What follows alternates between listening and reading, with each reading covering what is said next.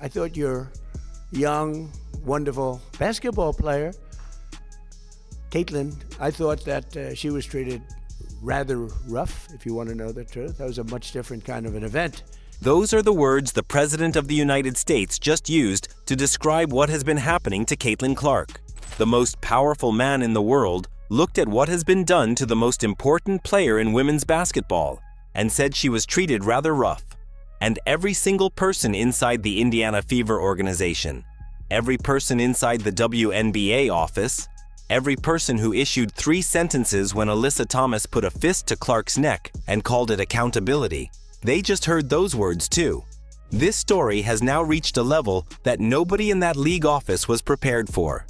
And the silence coming from the Fever, from the WNBA, and from Stephanie White in response to a sitting president defending their franchise player is the loudest thing anyone has said all week. Make sure you subscribe and turn on notifications right now, because what just happened is the single biggest moment of this entire season. Here is what makes this moment so much bigger than just one comment at one event. Think about the journey this story has taken to get here. It started with a fist to Clark's neck that an official on the baseline did not call. It moved to a 1-game suspension that the Mercury's own GM called an insufficient investigation. It became a boycott that emptied Gainbridge Fieldhouse and put $15 tickets on the market hours before tip-off. It became Dave Portnoy calling the WNBA the worst marketed league in the history of leagues. It became Sophie Cunningham going on her own podcast and saying they are definitely targeting Clark every single game, and the league does nothing about it. It became Christine Brennan calling the players' union and getting told they respectfully decline to comment on whether a fist to the throat is punishable. Every single one of those moments built toward this one. And now the President of the United States has looked at all of it and said she was treated rather rough. That phrase, treated rather rough, is doing enormous work in 4 words. It is presidential language for a fist to the neck that went uncalled, for a technical foul for clapping, for 11 fourth-quarter fouls against Indiana to Phoenix's 2 in the same game, for a back injury that has kept Clark out for weeks, for a 30-sentence silence from the organization whose franchise she built from 4,000 fans a game into must-see national television. Treated rather rough. 4 words. And every person who has been following this season for the last 3 months knows exactly what those 4 words are describing. Wrong. So that was President Trump speaking about it as well.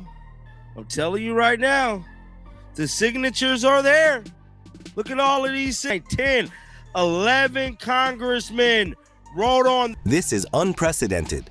A sitting president of the United States has never weighed in on the treatment of a WNBA player before. Not once in the league's 30-year history. And the reason it is happening now is the same reason 50,000 fans boycotted a game in Indianapolis and left the arena half empty. The same reason tickets were available for $15 at tip-off.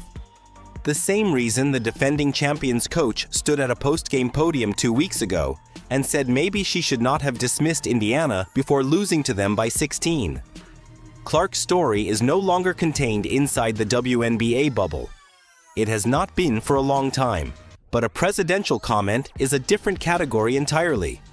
This is no longer a sports story.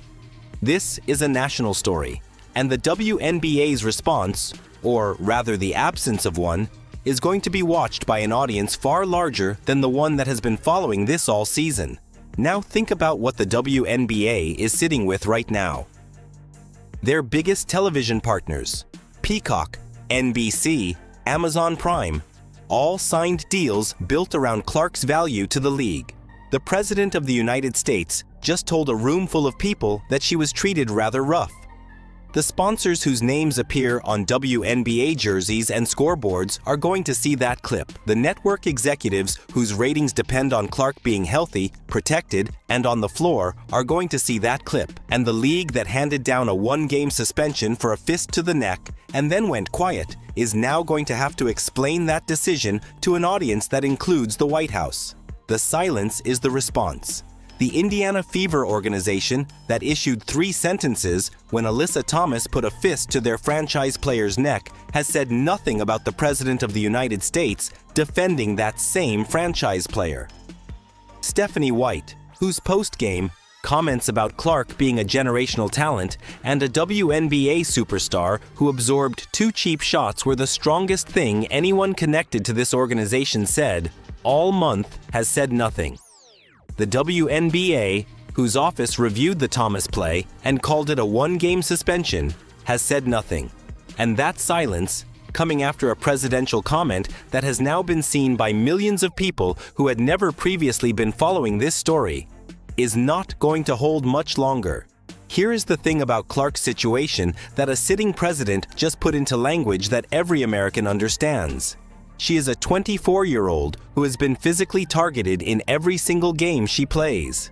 Sophie Cunningham said it on her podcast. She said they are definitely targeting Clark in the league and the refs do nothing to protect her. Dave Portnoy said the only reason the league is flying private is because of Clark. A United States senator spoke out weeks ago. And now the president.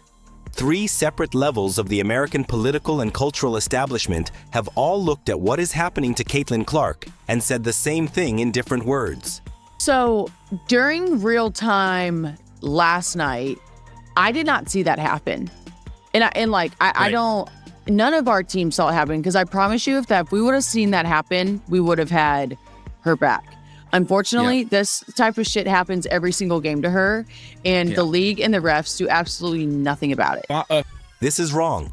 She deserves better. Something needs to change. Sophie said it first on her own podcast.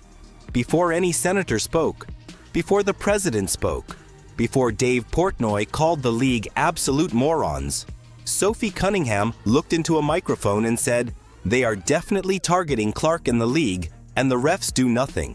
And at the time, it was a player defending her teammate on a podcast that Clark fans were watching closely. Now it is something different. Now it is a statement that was made before a sitting president confirmed the same conclusion. Sophie said it. The president said it. A United States senator said it. Dave Portnoy said it.